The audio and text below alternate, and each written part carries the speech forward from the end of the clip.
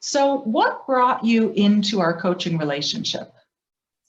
Well, I was pretty much in a place where I was having a lot of difficulty with time management, I described myself constantly as on a hamster wheel, forever playing catch up, behind on work, and, really lacking focus. That put me in a place where I wasn't able to be as creative as I could have been or think strategically because I was just constantly playing catch up and, really finding myself behind on things or, just disappointing my coworkers in that, I wasn't getting my job done in the way that I should have been. And so what was your experience when we coached together? What was that like for you?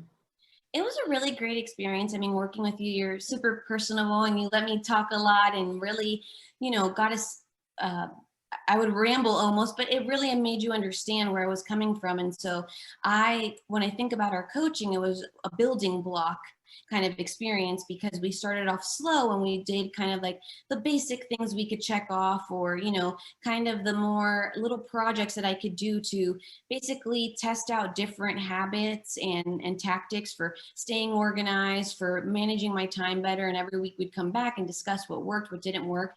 And then towards the end, we were working on kind of higher level things, like confidence and, coming into meetings where I've been thinking strategically and being able to put myself in a place where, I could be more creative and think about leadership and just those bigger pictures, bigger goals, because we had already mastered and really got to the nitty gritty of, maintaining a really organized checklist and how to stay on top of email organization and things like that. So I see it as an experience where we just built upon where we started and things just kind of kept getting, into like a higher level place where, I'm thinking bigger picture and just more strategically overall.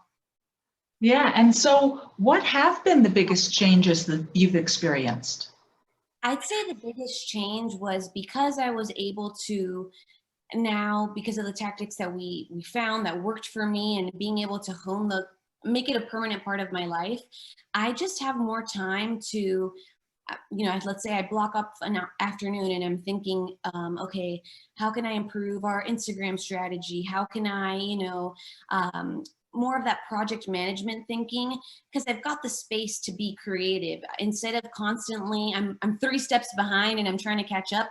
Now my tasks are completed, my coworkers are updated and things that I need to turn into them are turned in on time, and I could say, hey, I'm going to take this time to read articles and learn new things in my industry and brush up on some skills, and I didn't have that before, and so it was hurting everything else. And so you have some really big news that you shared with me today.